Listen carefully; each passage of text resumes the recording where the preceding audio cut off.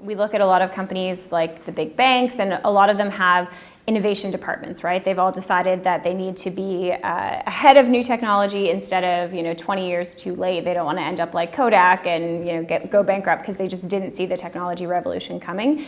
And 10 years ago, the conversation was all around social media, right? How do we use and leverage social media for our business? And now social media is just another tool in our marketing toolkit. It's not new.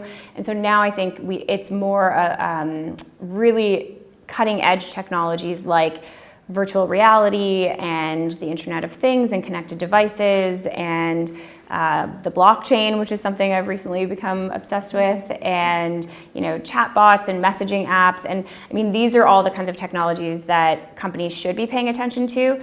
I think the hardest thing with technology is knowing which one is going to actually have the most impact, because there's always a lot of promise around technology. I mean, for the last 8 years, I would say every year it's virtual reality is going to hit the mainstream. Virtual reality is going to hit the mainstream, and it still really hasn't happened yet. So I think if you're a company, it's not as much about adopting and placing all your bets on one thing. It's about just kind of always keeping an eye on the landscape, seeing which technologies are people are buzzing about, and then seeing how they're changing year to year, so you know when it's the time to actually dip your toe in. So for example, virtual reality.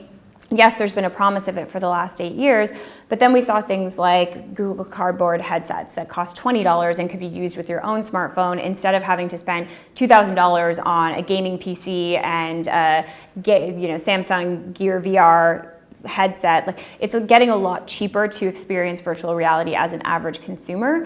So I think now is kind of the point where, yes, virtual reality is actually becoming accessible. We're seeing virtual reality arcades and spaces open up in cities like Toronto where so you can walk off the street and experience virtual reality yourself.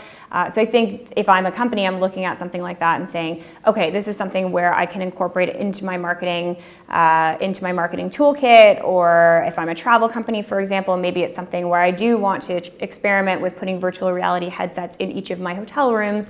Whereas if you look at a technology like AI, for example, or the blockchain, I think we're looking at them, we're tracking them as tech trends, but I'm not sure that every company is going to be ready to jump into adopting the blockchain tomorrow. It's more about understanding what it is, how it's going to disrupt industries, and maybe how you could incorporate it into your business down the line.